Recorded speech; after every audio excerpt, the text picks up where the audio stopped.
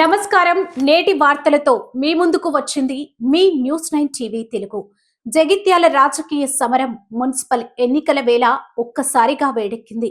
Senior నాయకులు MLC Jeevan Reddy, MLA Sanjay Kumar లక్ష్యంగా తీవ్ర స్థాయిలో విరుచుకుపడ్డారు. ముఖ్యంగా పార్టీ మార్పిడిలు, రాజకీయ నైతికతపై జీవన్ రెడ్డి చేసిన వ్యాఖ్యలు ఇప్పుడు హాట్ టాపిక్ గా మారాయి. ఎవరు ఏ పార్టీలో ఉన్నారో, ఎటు వెళ్తున్నారో అర్థం కాని పరిస్థితి జగిత్యాల్లో నెలకొంది అంటూ జీవన్ రెడ్డి సంజయ్ కుమార్ ని ఉద్దేశించి మాట్లాడుతూ, నువ్వు బీఆర్ఎస్ పార్టీలోనే ఉన్నానని, నీది కారు గుర్తు అని చెప్పుకుంటేనే అధికార కాంగ్రెస్ పార్టీలో ఎందుకు చిచ్చు పెడుతున్నావు అని ఘాటుగా ప్రశ్నించారు. ఈ రకమైన ద్వంద్వ రాజకీయాలు నియోజకవర్గానికి మంచిది కాదని ఆయన హెచ్చరించారు. ఈ ఎన్నికలు చూస్తే కొంత చిత్రం అనిపిస్తుంది. ఈ ఎన్నికే గాని నేనైతే 40 ఎన్నికలు కొట్లాడుతున్నావా. ఇప్పుడు ఏమైపోయిందంటే ఎవడే పాటో తెలుస్తలేదు. ఓడన కానీ అవ్వ ఎవడు ఏ పాట ఏం తెలియదు తల్లి. ఓ ఆయన అంటాడు నేను బీఆర్ఎస్ పార్టీయే, నాకు కారు గుర్తే. అసెంబ్లీ స్పీకర్ చెప్తే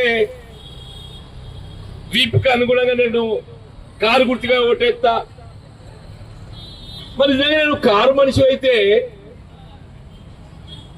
మా కాంగ్రెస్ పార్టీలు ఎందుకు చిచ్చు పెడుతున్నారు అంటున్నా. నేను మా కాంగ్రెస్ పార్టీలో ఎందుకు చిచ్చు పెడుతున్నావు అని చెప్పి అంటున్నా. నేను నాకు ఇది కొత్త నినాదం కనబడుతుంది, అభివృద్ధి. అది అభివృద్ధి అంటే నాకు తెలియదు అన్న. అభివృద్ధి అంటే పక్కింటోడికి అన్నం ఇస్తాడు అనవా, అవునవా? అభివృద్ధి అంటే పక్కింటోడికి అన్నం ఇస్తాడు అంటున్నా. నేనేమంటున్నా, నీ సంవత్సరం నువ్వు చక్కగా చేసుకో అంటున్నా. నేను నీ సంవత్సరం నువ్వు చక్కగా చేసుకో అంటే వచ్చి నా సంవత్సరాలు చిచ్చది పెడుతున్నావు. ఇది న్యాయమేనా?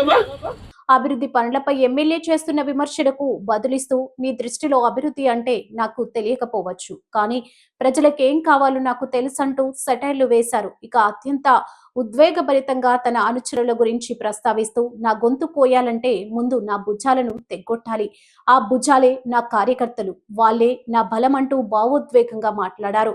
కార్యకర్తలే తన ఆస్తి అని, వారిని కాపాడుకోవడానికి ఎంతటి పోరాటానికైనా సిద్ధమని జీవన్ రెడ్డి స్పష్టం చేశారు. మెడ నా గొంతు కొయ్యాలంటే ఏం చేయాలి? నా భుజాలను దిగొట్టాలి. నా భుజాలెవరు? మహేష్, రాజశేఖర్, పులిరామ టోటోలు అని చెప్పి అంటున్నా. ఈ టోటోలు 30 మంది ఉన్నారు. ఈరోజు 30 మంది ఉన్నారు తల్లి అంటున్నా.